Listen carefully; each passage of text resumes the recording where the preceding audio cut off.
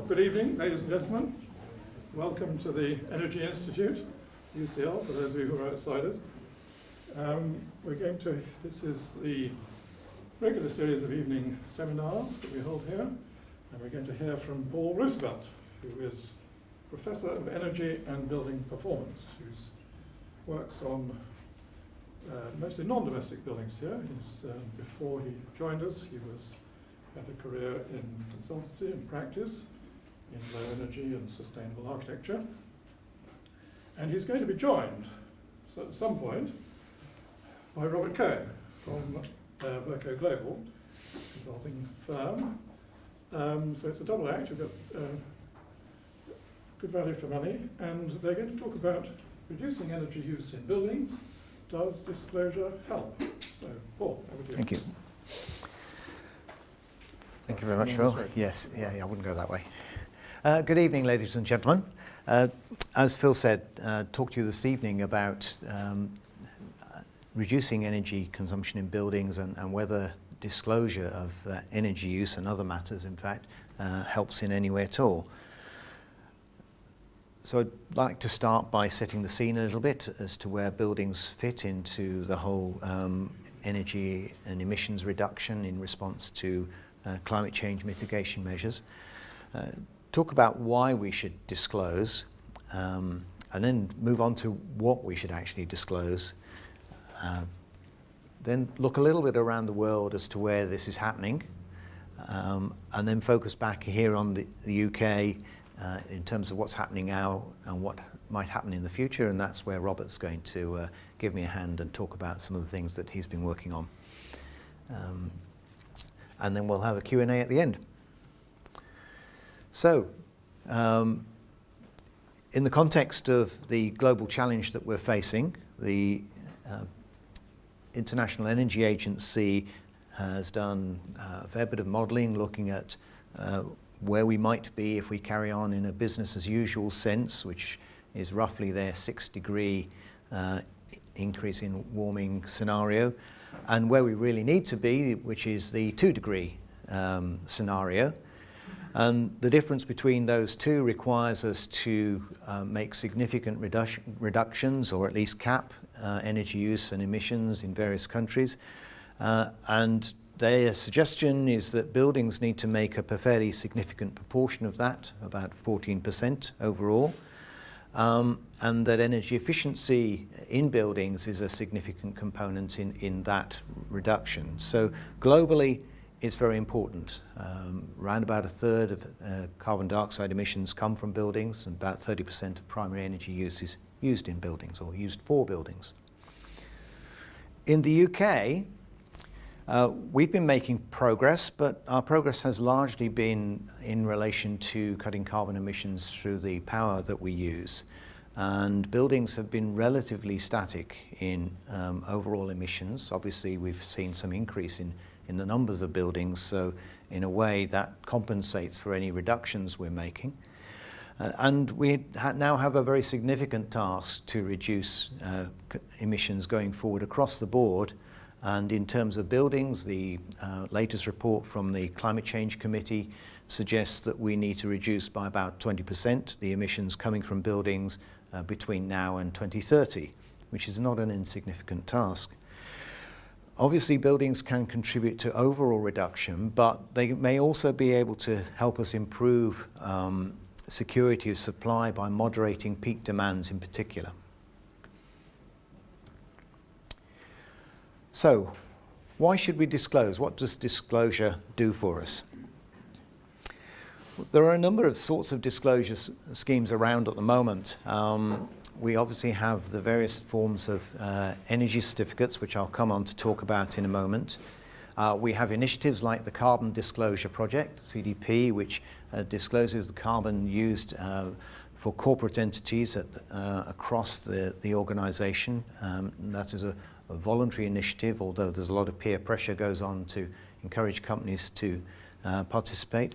We have GRESB, which is the Real Estate Sustainability Benchmarking Scheme, and again, a lot of international companies disclose their energy and environmental performance to that scheme.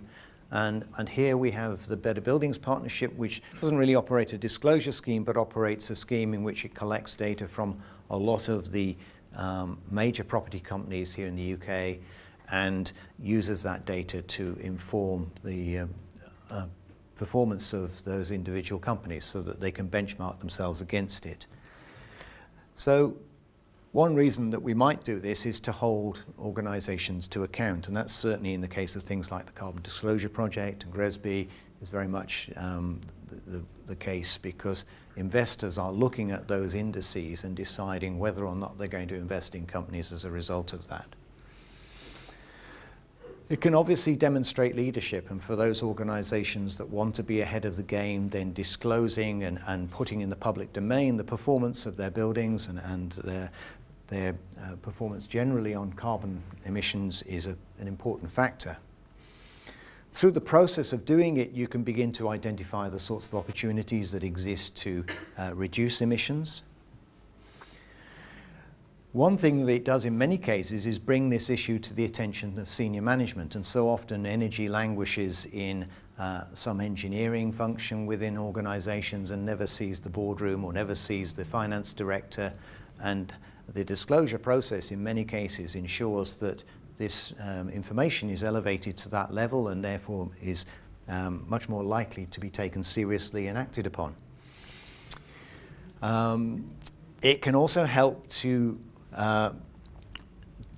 dismiss or take a much more serious view of actual energy performance of buildings. We see a lot of buildings that are lauded for their green credentials at the point at which they've been built and first occupied, and then we may hear nothing more about them for a long time afterwards, and we assume that all is fine and they're performing exceptionally well. The reality may of course be completely different from that, and disclosure helps bring that to light and therefore avoids in many cases replication of things that aren't actually doing as well as we expected them to. And of course it can help celebrate those organisations that walk the talk and support both the organisations and the individuals in those organisations that are making efforts to reduce their energy demand and reduce their carbon dioxide emissions. So very many reasons why we should disclose. So what should we disclose? Well, when it comes to energy performance, energy in buildings, the big debate is between what we call asset ratings and operational ratings. So asset ratings are essentially a calculation of how much energy a building might use, and they're done in a fairly standardized way, and they tend, in this country and through most of the other countries where they're done, to relate to the building fabric and to the building services within the building, but under a set of very standardized conditions, so that they don't necessarily represent the actual energy that's used in the building. And there are a number of reasons why that might be the case. Operational energy ratings are based on the actual energy consumed in the building, using information from bills or electronic data that exists from utilities, and turning that into an energy use intensity figure, taking account of the floor area and some other factors in buildings. And one question that we have to ask is whether we're interested in managing some of the energy in the building, i.e. that's associated with the building services as a result of conditioning the space in response to the fabric of the building and the needs of the building, or whether we're interested in managing all of the energy in the buildings, which would include lots of incidental energy used from computers and other factors. And my personal view is that we should be looking at all of the energy and not trying to isolate one from the other, partly because it's actually quite difficult to do so in anything other than a very theoretical way. And this is an interesting example here on the right-hand side of the difference between the two. So along the bottom, we have bands of energy performance as rated using an asset rating, so the calculation, the theoretical calculation, with A being very good, and G over here being very bad.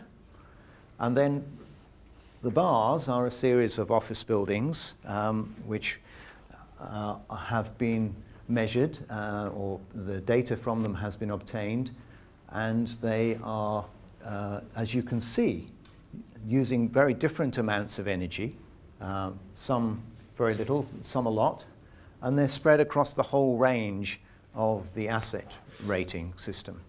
So operational ratings vary enormously in relation to asset ratings. And if you, for instance, were to control things or try to adjust things purely on the basis of an asset rating, you might be missing some important issues in relation to the operation of the building that may be much more cost effective in the way that you reduce the energy, or in fact may undermine some of the ways in which the building actually already uses a modest amount of energy. The other factor is that regulated, as we call them, so the regulated loads are those loads that energy loads that are calculated through the asset rating, so the fabric and the services, and the unregulated loads, computers, the impact of people and so forth in buildings, they interact. Computers generate heat, which drives the air conditioning system. So it's actually quite difficult to disentangle the two. Neither system of measurement is perfect, and there are faults on both sides, or issues on both sides, as I'll say later on. But the question for me is whether it's worth pursuing investment in a theoretical approach to these things when we actually have increasing amounts of empirical data that we can use to analyze the real performance of buildings. It's also true that asset ratings can actually be quite difficult to obtain.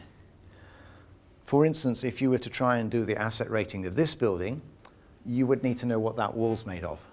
And if anybody can tell me how I can find out what that wall's made of, apart from drilling a hole in it and putting a bore scope in, then I'd be very pleased to know. Factors like that in existing buildings are very, very difficult to obtain. It's difficult enough just measuring the floor area of buildings, and that's one thing that is consistently difficult to obtain accurately.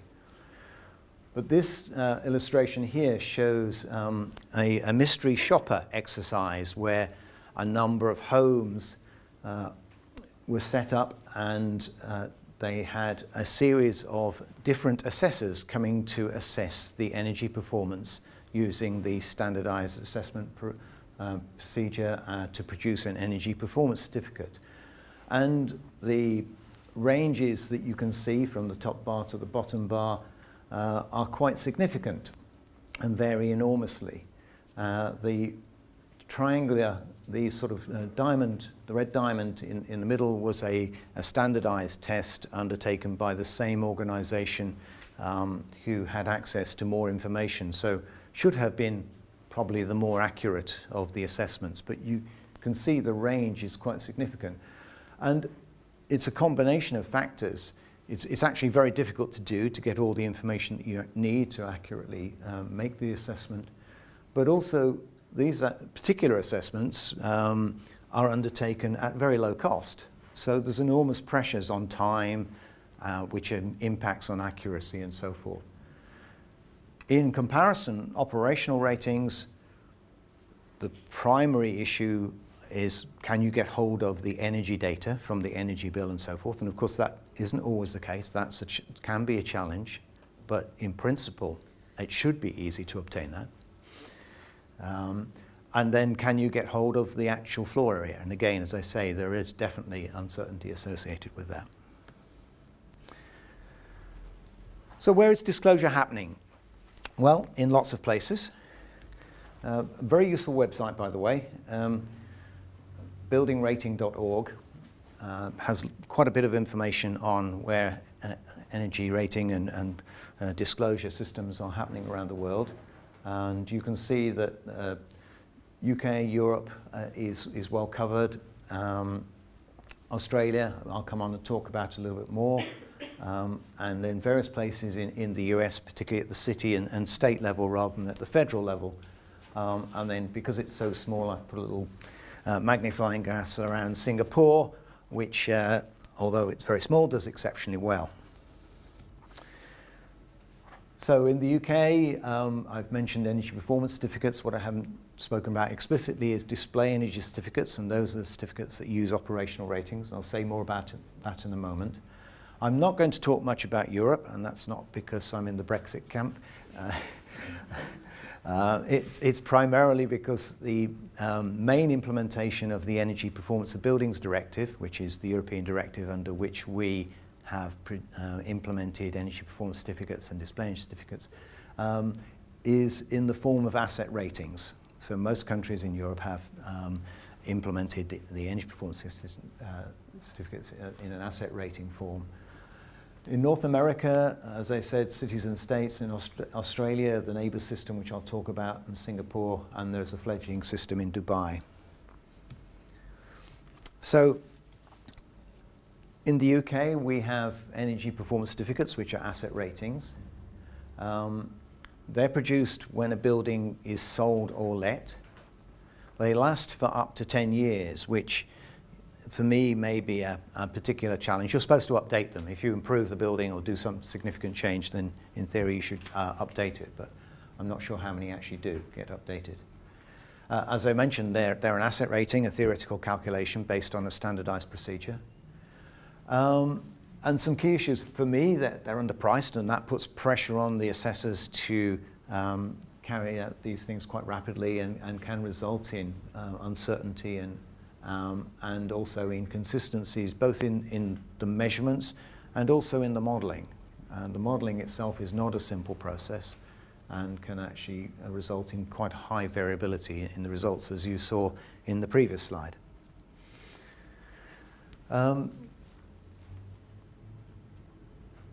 In terms of the operational ratings, they come through display energy certificates, and their focus is on public buildings. So you may have noticed our display energy certificate is in the lobby as you came through, or you may not. I'm fairly sure it's there.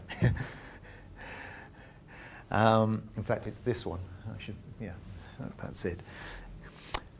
As I say, they use the operational process of taking the actual energy consumption and calculating an energy use intensity and then turning it into this A to G rating. They're renewed every year. And the issues with those are compliance. We're not really sure exactly how many buildings there are in the public estate, and that makes it actually very difficult to know whether all of them are actually obtaining certificates every year. We suspect that the percentage is actually quite, is a lot less than 100%, I should say. We're currently looking at that, and I'll come back to that in a moment. There is an issue around the benchmarks that are used for these certificates, because they have existed for some time with variable provenance, and that's something that we're working with the Chartered Institute of Building Services Engineers here to try and improve those benchmarks. And again, there is a consistency issue. It's undoubtedly the case that 2 or 3 different assessors will give different results, but the number of factors that are involved in producing a display energy certificate means that the scope for error and inconsistency is less.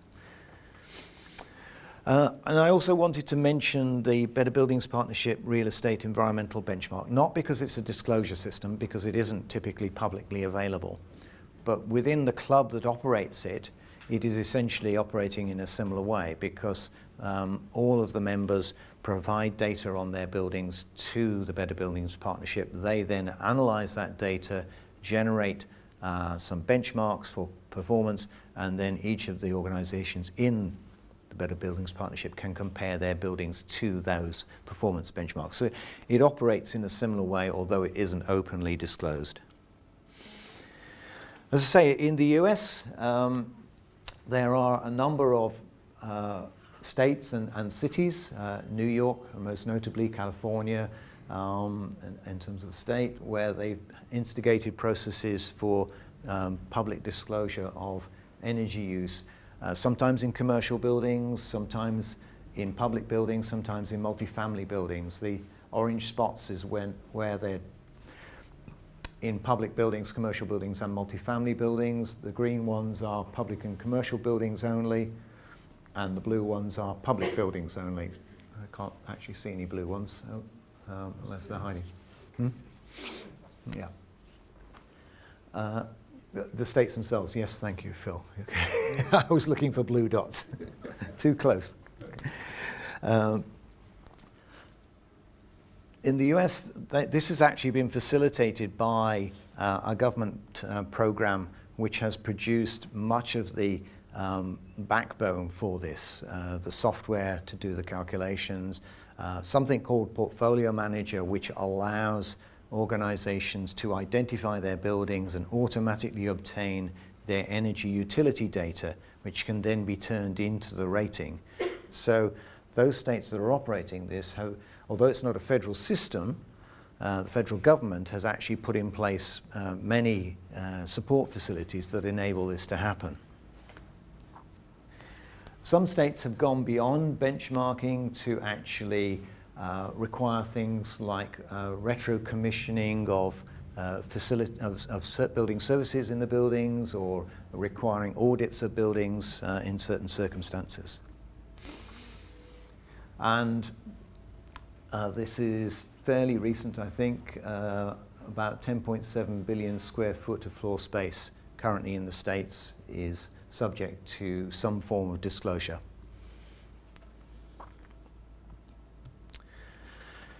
Moving on to Australia. Australia have had a system of disclosure, first of all in a voluntary format and more recently in a mandatory form since 1998.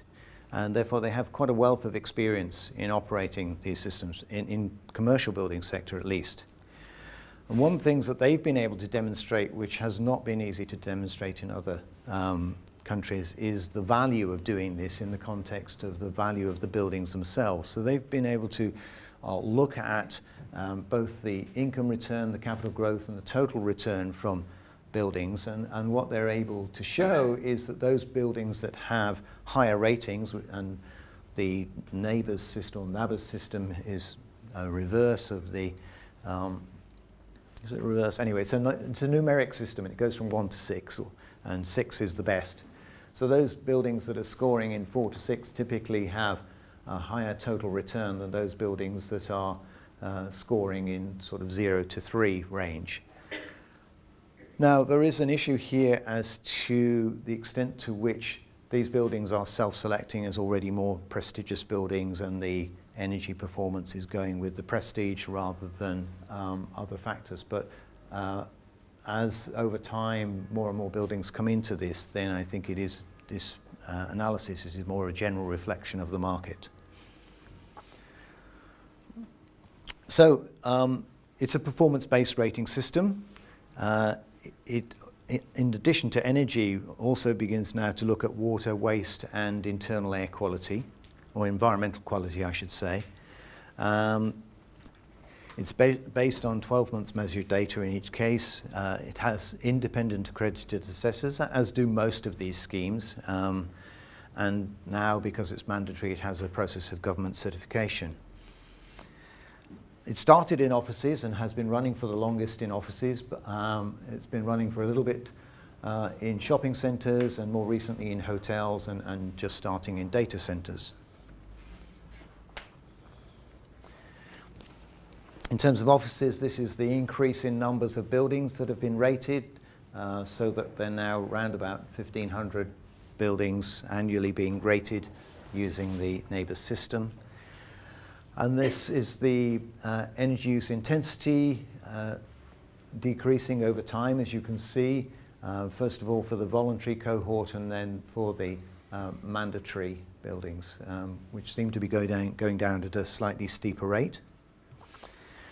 And the overall percentage reduction for those buildings that have been in the scheme for 9 years. So looking year on year, the consistent reductions being made. It's not conclusive cause and effect proof that disclosure results in reduction in energy demand. But there's a very strong association, in my view. In Singapore, they've been running a scheme since 2005. It initially started with just looking at the asset performance of buildings when they were built, but they've subsequently moved that to an operational rating, so they're looking at the actual performance of buildings, and they're working towards having 80% of buildings covered by 2030. They've seen a modest reduction in energy demand across the buildings that have been rated about 4% over the last 10 years or so. And it's very much, the ethos here is to inform owners so that they understand the performance of their buildings, they understand the opportunities to improve them and reduce the energy demand. So in the UK, a couple of things to say, primarily about display energy certificates, really. I referred to this question of, can we say that disclosure actually causes energy demand reduction, or do the certificates, the existence of the certificates themselves, cause energy demand reduction? It's very difficult, but a couple of years ago, the Department of Local Government decided that it might streamline the scheme, possibly even get rid of it altogether. So a number of us tried to gather some evidence that the scheme was actually worthwhile and should be kept. And between our team here and Robert at Verco, we put together some analysis which looked at the trend from 2009 to 2011 of those buildings that had been registered consistently during those years. So one thing that we would say about that is possibly the fact that they were renewed every year during those years meant that people were taking them more seriously, because we know the non-compliance and obtaining of certificates is actually quite high. We looked at schools recently and it's running at around about 50%. So those people who are doing it are taking it seriously, and those people who are doing it are seeing worthwhile savings. And interestingly, the government at the time, Department of Communities and Local Government, put out a figure for what they felt the cost of actually undertaking display energy certificates was. And if you value the energy saved as a result of having those certificates, it more than outweighs that cost by quite a long way. So in one sense, there is at least some indication that certificates and disclosure help. And indeed, this set of figures here is actually for what was the offices of the Department of Energy and Climate Change until they became part of the Department of Industry and moved to Victoria Street. And you can see that over a series of years, they managed to drive down their energy demand. You might expect them to do so, of course. So just talk a little bit about opportunities and perhaps opportunities missed. In terms of display energy certificates, they could have had a wider application. I remember Robert and I debating long and hard with various officials that the wording said buildings that are open to the public as opposed to public buildings, which would have cast the net an awful lot wider than we currently have it. They could certainly be better policed. As I was saying, we've been looking at the statistics from the data that's been published, and without going into too much detail, certainly in one of the sectors that we've looked at, schools, it looks as though compliance is running at about 50% of the buildings. Of course, we have got them published now, which is great. They're out there in the public domain, so we can look at them and we can access them. Unfortunately, it's only a partial publication, so we're missing a lot of the data, so you can't do all of the analysis that you might really want to do. And of course, we don't know that they're going to be published in the future, and it would be nice to know that that was the case. But at least they weren't ditched. There are a number of related policies where one might think that the existence of display energy certificates would have given a prompt to ways that things could have been done. the carbon reduction commitment, for instance, which was an attempt to set up a league table of organisations to have them compete around their energy and carbon performance, could have used display energy certificates as the way of calculating energy used in buildings, but they didn't. And in fact, it changed from a league table into a tax, so it wasn't very popular. The Energy Savings Opportunity Scheme was another opportunity to do a very similar thing, to adopt a standardised approach to carrying out audits that would in fact result in some sort of disclosed energy performance. Instead, you simply have to say that you've done an audit. The minimum energy efficiency standard is a very good thing. It's a piece of legislation that is looking to essentially take out the F and G rated buildings from the stock, so you can't sell them and you can't let them, which means you've either got to improve them or do something else with them. Well, you've got to improve them, I guess, or sell them to somebody else who improves them. But interestingly, this is based on the asset rating. So it's the F and G buildings that are rated that way as an asset, and of course these are F and G buildings, and they're actually better performing than a lot of A, B, C, D, E buildings. So one wonders what you do down here to improve the performance of these buildings that doesn't perhaps in some way impact on the actual energy consumption. Let's look at the actual energy use. And at this point, I'm going to hand over to my colleague Robert, who's going to say a little bit about some things that have been going on recently and perhaps a little bit about the future.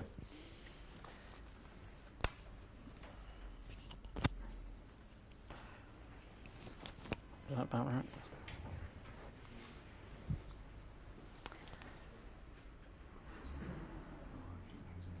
Yeah. Hello, everyone. Yeah, I'm only going to spend about 5 or 10 minutes between Paul's talk and questions, but I wanted to say something about disclosure and new buildings. And this is a concept which was first mooted in the run-up to the revision of building regulations, Part L, in 2002. And at that time, it caught a lot of people's imagination, but the government, which I think was it was DCLG, was then ODPM, decided that instead of having an operational rating to demonstrate that your building was working as it was supposed to, as a new building, they introduced the as constructed EPC, as opposed to what had previously happened, which was an as designed EPC. So you had to update your EPC in the light of a pressure test or what was actually built in the building.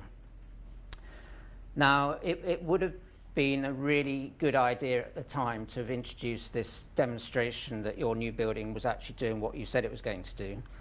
I think possibly darker forces were at work at that time, because there was a large number of very sort of glassy facaded buildings, steel framed buildings being put up, and exposing their energy use might have sort of brought them into question, and indeed it brought into question London's sort of leadership as a world financial centre.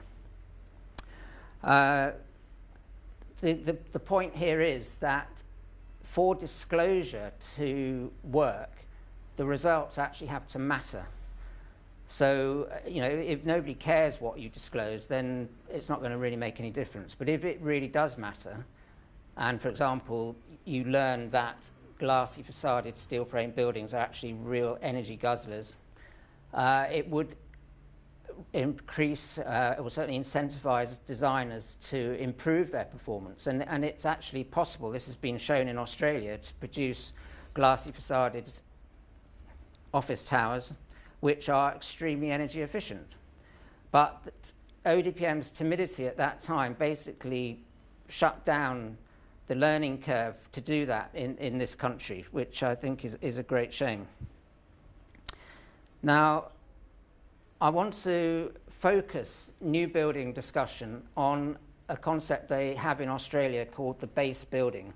It's very closely aligned with the regulated loads concept that we have here. I'm going to, for those who haven't seen this before, I'm just going to run through it very quickly. This is a representation of a building and its energy use for the whole building, which is what you use for a display energy certificate.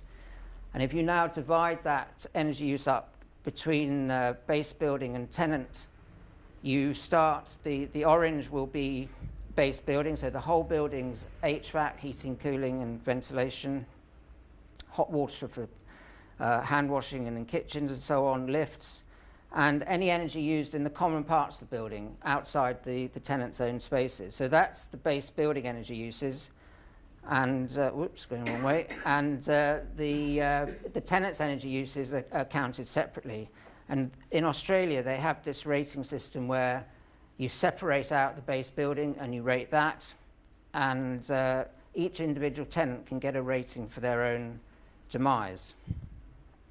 And the really sort of powerful thing about this is that each stakeholder gets information about the energy they're using and that they have an agency to actually change, because the tenants are responsible for the lighting in their space, the IT use in their space. The landlord is responsible for the fabric of the building, the air conditioning of the building. So each party gets the information that's useful to them. And the logic of the Australian approach, which, by the way, they decided on having done a tour around every sort of developed country in the world, looking for a good system in the late 1990s and realizing that the good system didn't exist anywhere, so they developed their own. The logic is unassailable. As I say, you've got developers and contractors who can be responsible for the base building performance. You've got the landlord and the managing agent, once the building's up and running, responsible for how the base building performs, but they can't actually tell the tenants what to do.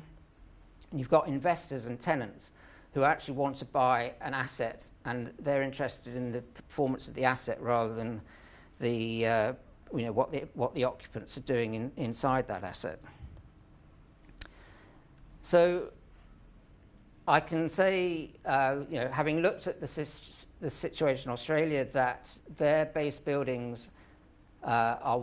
performance is much better than it is here. And I just want to explain on this slide the difference between the approach they take and the approach we have here. So the UK approach, this is basically compliance for a new building. You set a theoretical target, which could be compliance or better.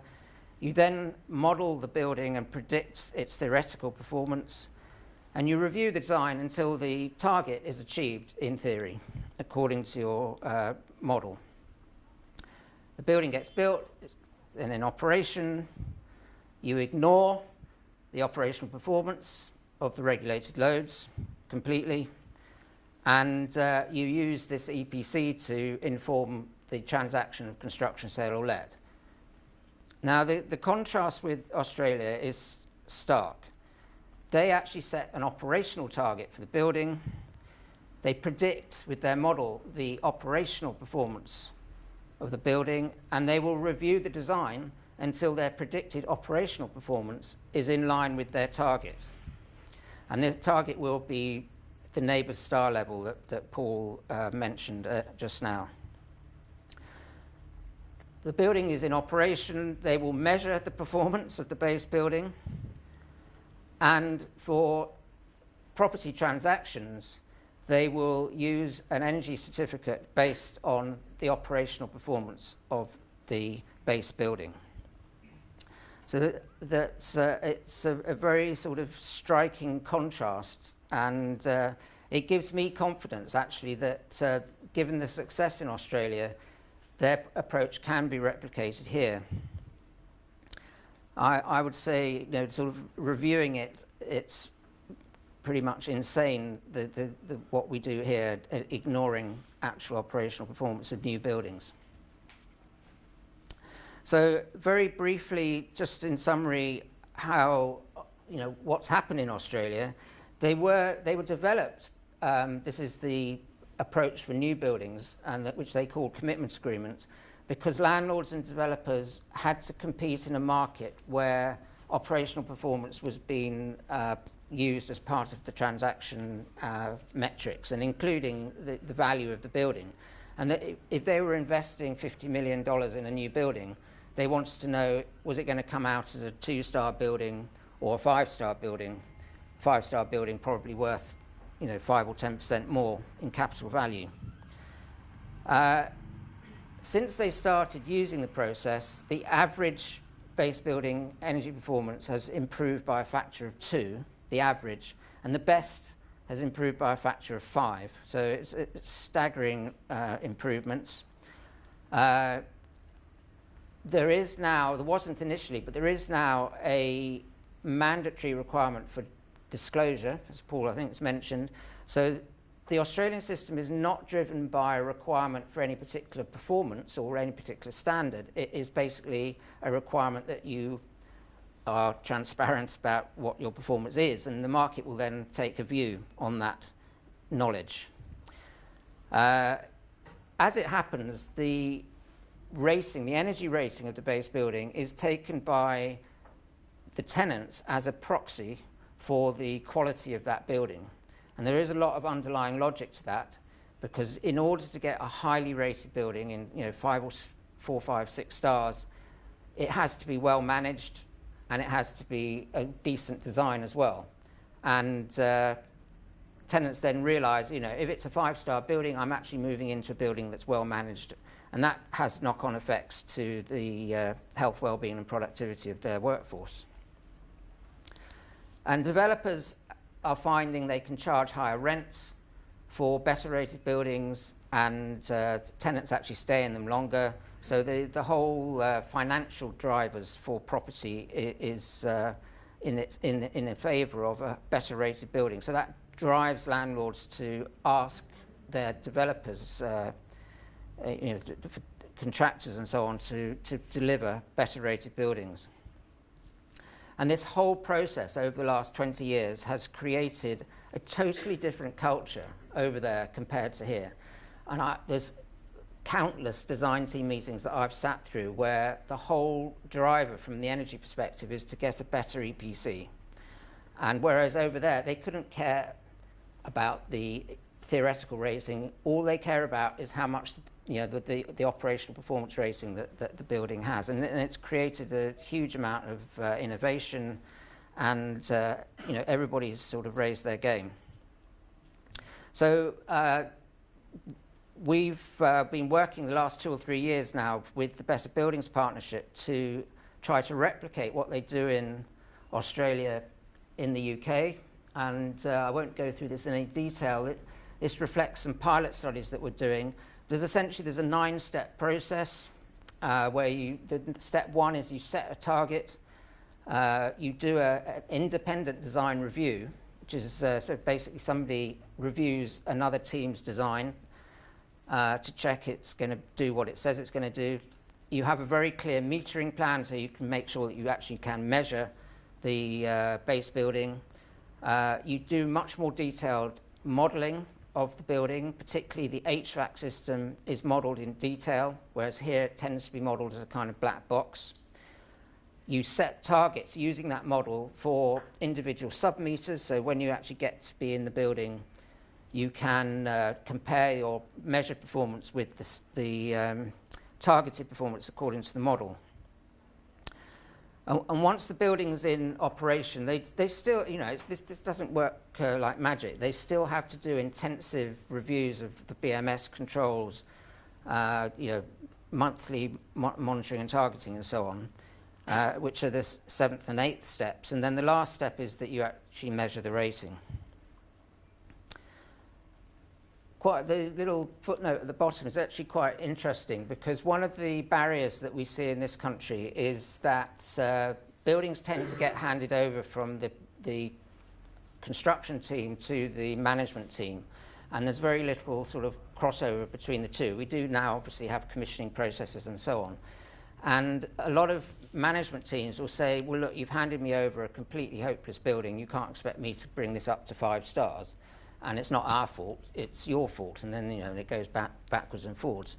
Now, in Australia, it's actually a defect if they don't achieve, for the contractor, if that building doesn't achieve its target rating. And they are therefore, they have the ability to retain sufficient control during that first year when this target rating has been measured, sufficient control of what's going on in the building that it doesn't undermine their ability to achieve that target. Because, you know, obviously if they didn't have that, they could be in the hands of a very weak facilities management team. So just to finish on a very optimistic note, I think, those of you who are following the GLA's current consultation on the London Environment Strategy, which you can find on the web, will be able to see that they are now proposing some really exciting ideas. Specifically, that they will introduce the concept that new buildings will have to demonstrate that their operational performance is in line with their design expectations, you know, which is a huge change and should have some big impacts. There's also a kind of a crowds initiative, the London Energy Transformation Initiative. Again, that's you find it on the web, which is advocating that new buildings should operate at net zero carbon by 2030, which again is a very different concept to the rather sort of fantasy zero carbon ideas that have been around for the last I don't know, what is it, 10 years, I think, since 2005, the idea of zero carbon was first mooted, by ministers anyway. And they've also extended the sort of classical energy hierarchy, which in some variations was mean, lean and green. I mean, it has various sort of homophones like that. Anyway, they've got a fourth one now. Beyond, it's sort of more, mean has been seen as too austerity driven. So it's now lean, clean and green, but they've now got a fourth, which is seen. And that is all about public disclosure of the operational performance. And that could be for the first 5 years of the building's use, which is the length of time that a Section 106 agreement lasts for. Just to say, I mean, GLA already has carbon penalties, but they're based on Part L calculations.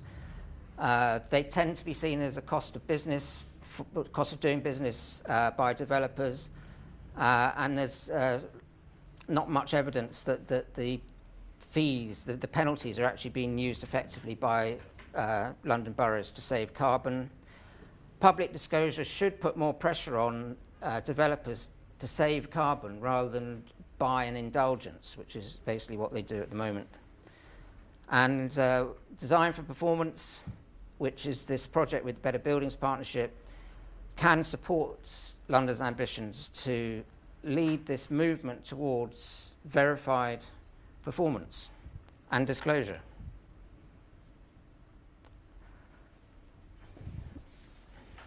Thanks. No,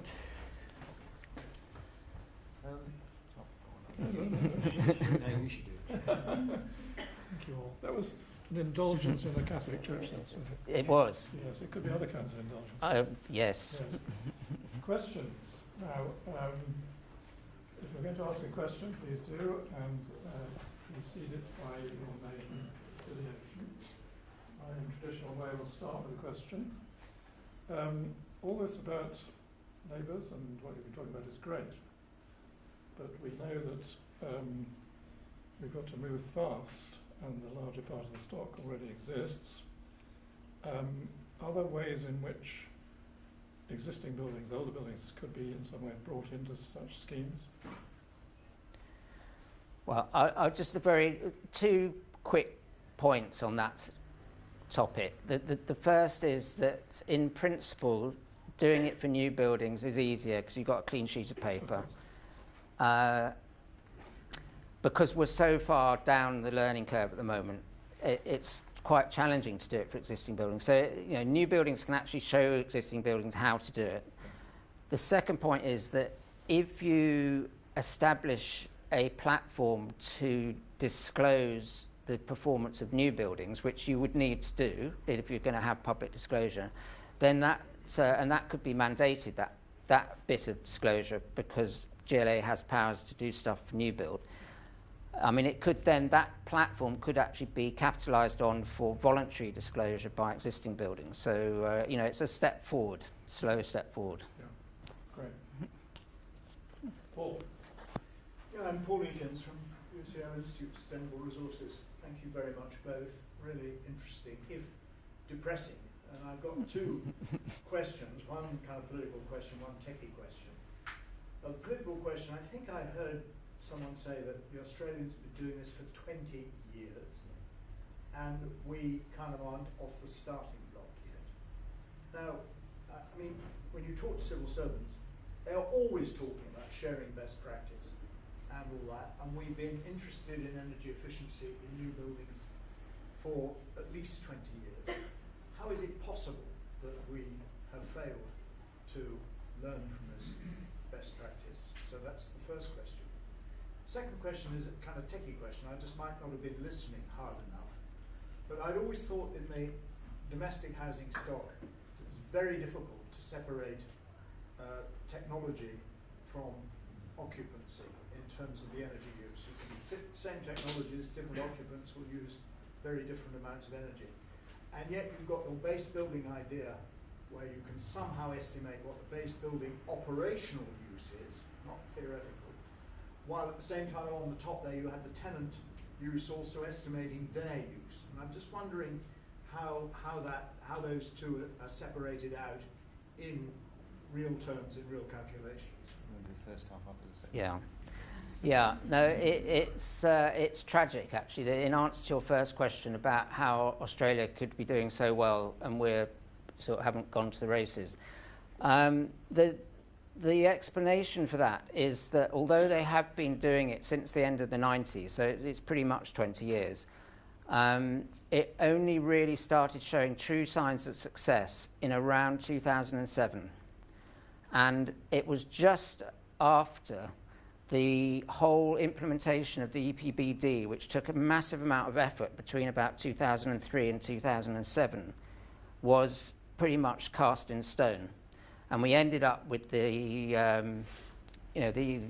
whole building energy performance calculation asset rating, plus display energy certificates for public buildings. Now, I think that was basically 10 years, halfway through the Australian 2 decades. And if only they'd shown these signs of success a couple of years earlier, then it might have reached UK regulators, and they might have thought that we could actually do what they were doing 10 years ago. But it seems to be a very unfortunate sort of sequence of timing. And I think the other thing is, just very quick sort of, I don't know if there's any Australians in the room, so I apologise if this is in any way offensive to them, but they do feel a bit like a sort of poor relation, I think, almost like a sort of inferiority complex. They think UK, London is the centre of the world and must be better than they are. And nothing could be further from the truth when it comes to the energy performance of these non-domestic buildings. And I think they're a bit more hesitant about shouting over here about what they've done in that sort of technical engineering sense. Although, and I mean, there was a whole sort of thing. They developed green leases, for example, and that got sort of brought over here and shouted down and told, they were told to go back to Australia. It wouldn't work here. Yeah. So picking up on your point about the particularly domestic application of something like an operational rating, it's difficult because operational ratings are difficult in commercial buildings, but you have a bit more resources to spend on working them out in a commercial building than you do in a residential property. But there are ways, and we've been looking here, and we've got actually one of our PhD students, Paul, has been working on a process for producing a rating from smart meter data, from the high resolution data you can get from the smart meter, and being able to essentially take out the impact of the occupants of the building, so you can actually reduce it back to the base building statistically, looking at the profile over the year and the diurnal profile, so that you, in theory, can get an operational rating that becomes almost independent of the vagaries of occupancy, which in housing can be very significant, from one person in the house to 10 people in the house to in all day to only there at weekends. The variation is very great, but I think there's some promising developments there. Please use that. My name is Ali Warface, but I'm business energy and industrial strategy. Fascinating talk, thank you very much. It sort of points to some of the points that Paul was making, but it's very stark, the actual energy consumption in the F&G rated buildings. And I was wondering what you thought about the occupants of that, because I haven't got any evidence supported, but tenants of F&G ratings sometimes are in low association groups of fuel poor and all that sort of business. So therefore, what you might be seeing is exactly what Paul was talking about. It's a change, it's a behaviour in response to their ability to pay.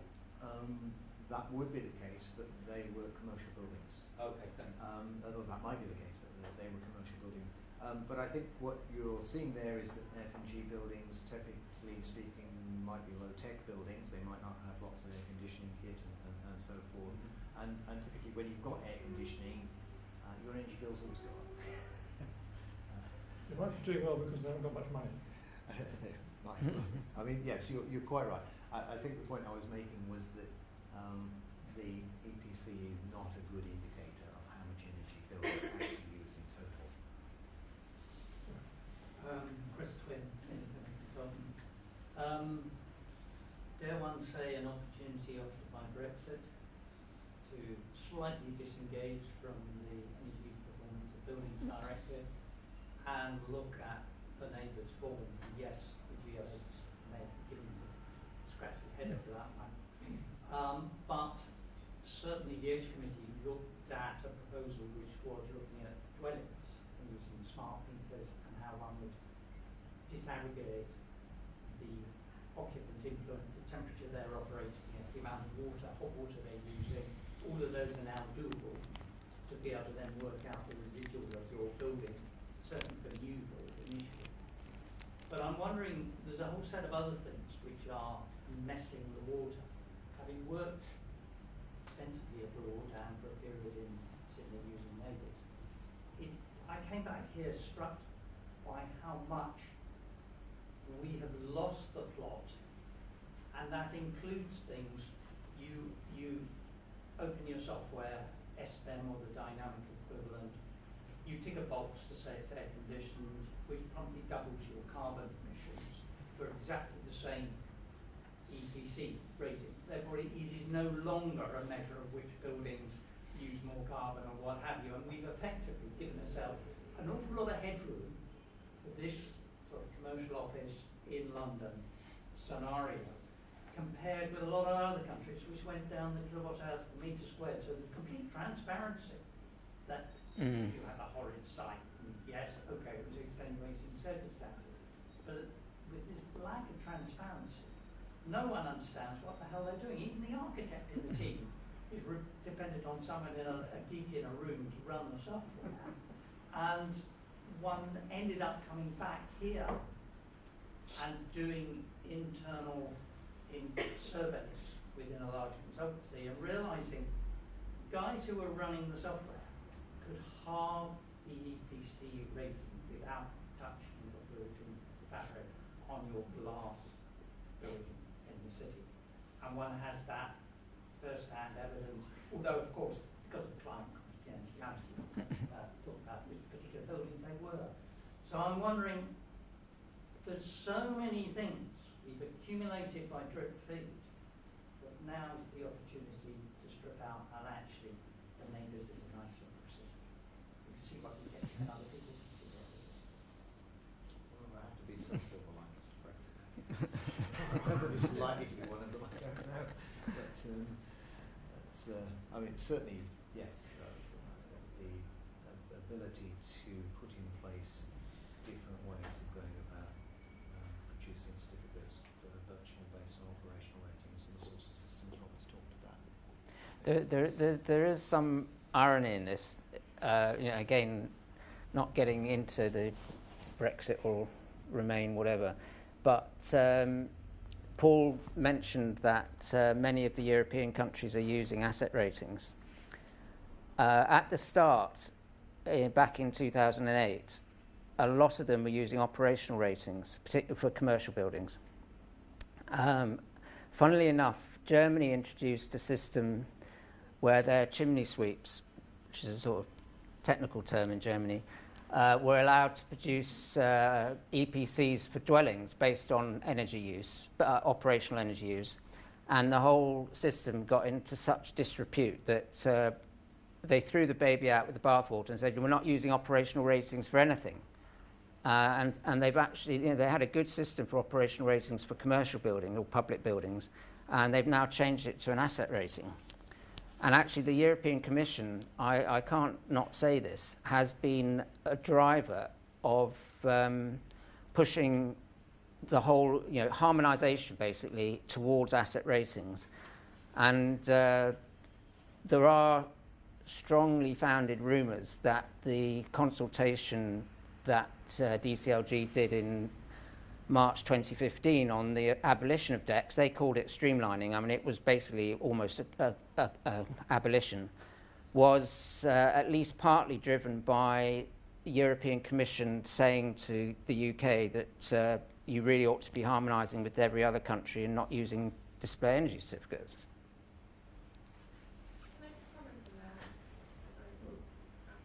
Judith in a moment, but Hi. Hello, George G for UCL and an energy consultant. I had a quick question on the type of disclosure, because correct me if I'm wrong, but NABERS certificate require you to put the rating on every piece of advertisement for the building, whereas DECs only require you to print a piece of paper and basically put it somewhere in the building. It's actually a requirement for it to be A3, and I've seen a lot of A4s or them completely gone. So isn't it really important actually what type of disclosure and how we disclose those ratings actually a key question here? Yeah, I think so. I mean, I guess it depends what you think the purpose is, to a certain extent. I mean, the concept of the displaying certificate was seen first and foremost for the building, for the operators of the building, and hence it comes with the advisory report, which may not be worth the paper it's written on, but it comes with it all the same.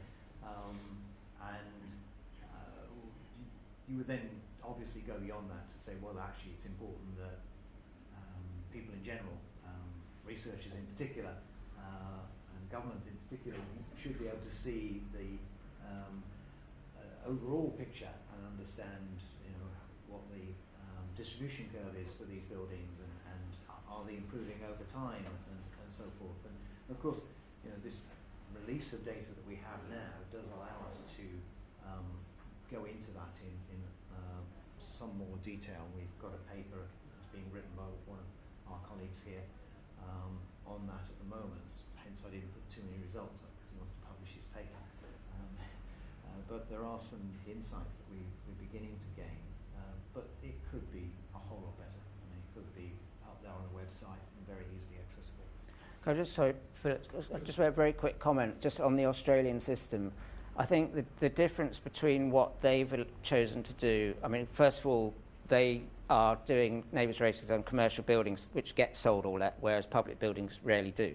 But the more sort of serious point is that they developed a policy to try and make their energy ratings have a market transformation effect.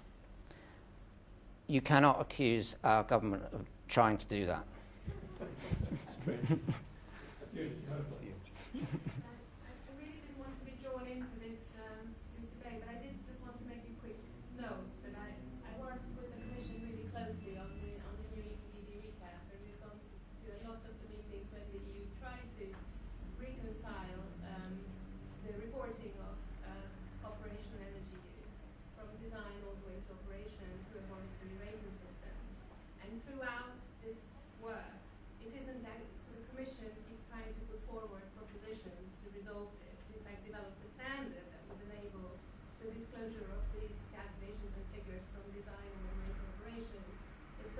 it's the national governments that who are part of the council and whose MEPs are sitting in the parliament who are vetoing this consistently. In fact, the UK government was one of the big vetoers of when we were sitting in the work group.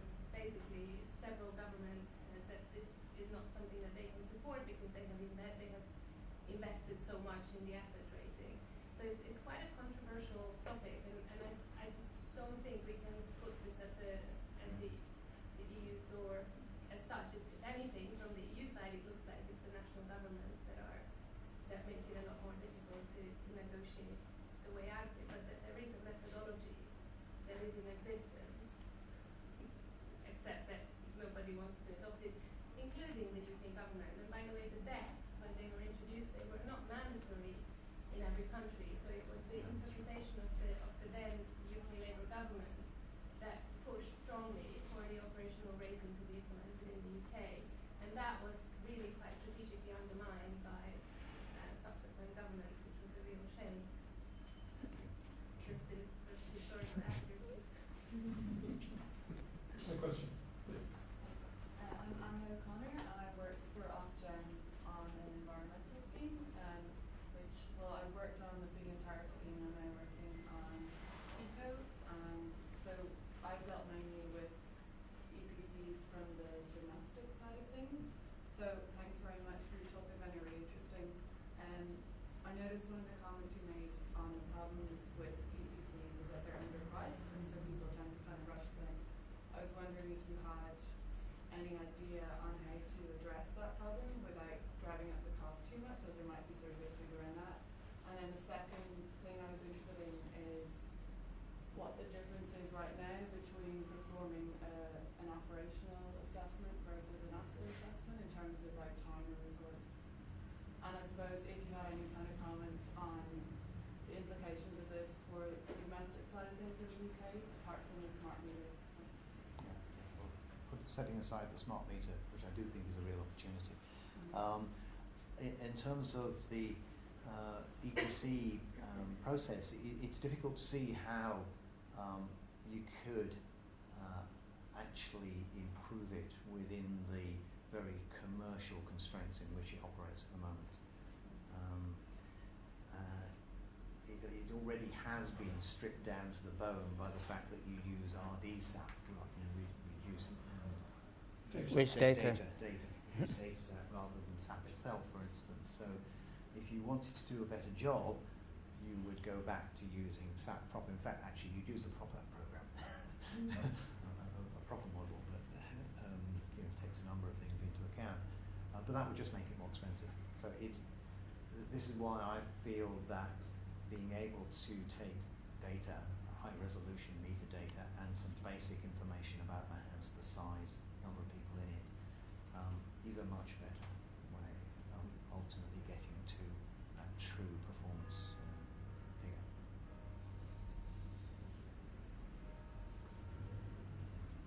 Another question. Yes. Yes. Oh, sorry. Yes. Who are you? Hi, I'm Lisa from the Bartlett School of Planning, and thank you very much for your presentation. I was wondering whether you have any views of how disclosure through the forms of green building certification, such as BREEAM or LEED in the US, fits into a picture, and whether you think it would be more effective as a government initiative for disclosure compared to more like privately driven green building councils, for example.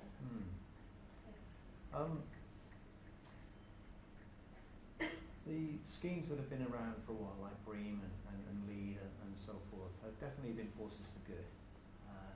The trouble is they all pretty much stop once the building's built. And there is this new concept of BREEAM in use where they potentially go back to the building and look at it. But there's so much emphasis on scoring the points, and it unfortunately, particularly BREEAM, I think probably less so LEED because of the way it operates, is very much about what do we put into the building in order to get the next tick in the box. and that's completely different to the sort of thing that Robert was talking about in designing for actual operation, because you would do entirely different things. I mean, we've been reviewing some buildings, I won't mention any specifics, where just to get the EPC, a combined heat and power unit has been installed, because you get a big tick for that. And then you visit these buildings and the CHP engine never operates because the load isn't there for it. But it got the tick to get you, the EPC. So I think these systems have their place, but I fear that they have become too much of a tick box exercise, and have gone away from employing an expert to help you produce a better building, which I think is much better value for money, really. Philip Davis, I'm with UCL and with Lawrence Berkeley National Lab in California. And there's a lot of discussion in California and many other parts of the US about so-called outcome-based building codes. So in other words, the current system is, I'm guessing it's the same here, that you get permission to build your building by submitting plans and documentation that make it plausible that you will achieve a certain performance when the building is built. And so because of all the problems associated with that, the similar problems described today, there's the radical idea, I think, of basically just doing away with that whole approach and in effect having essentially an energy budget for a particular type of building. Of course, some questions in there, and then just assessing the building on its energy performance, presumably in the second year. And then I guess the question is, what do you do if it fails? Do you knock the building down or whatever? So I'm not quite sure whether that's been worked out, or I just haven't kept up with that enough. But are there similar ideas floating around here, or do you see any promise in that approach to get over some of the problems you discussed?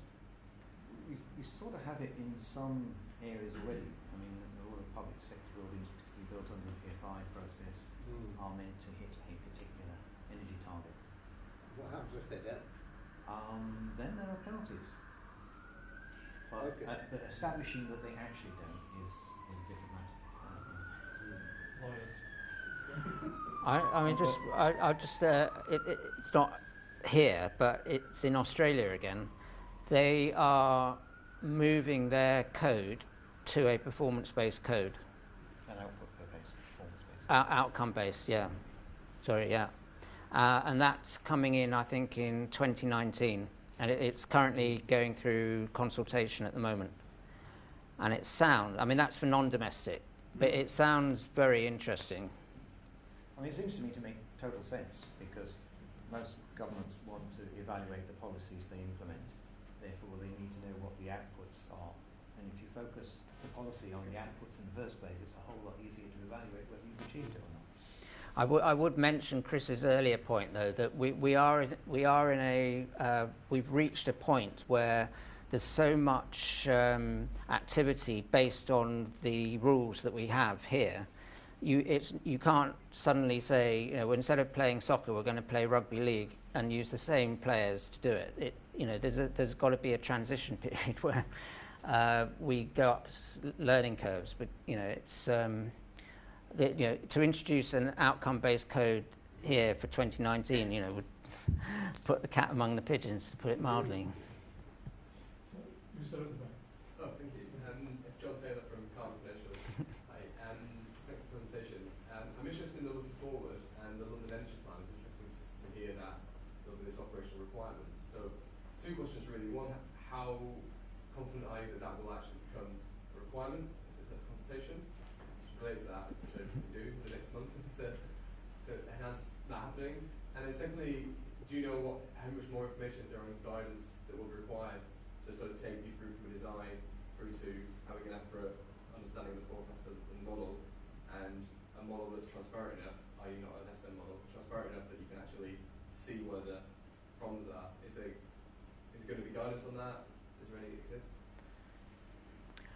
Well, I mean, they, very good questions. I couldn't make any comment. I don't know what the likelihood is of these GLA proposals actually emerging, and under what time frame.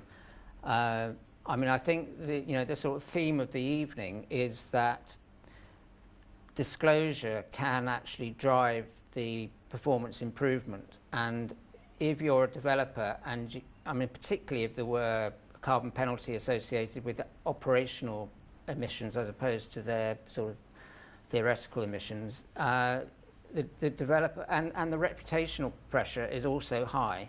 So, the idea is not so much that you will be told what you've got to achieve, you're just told you're going to have to make it public.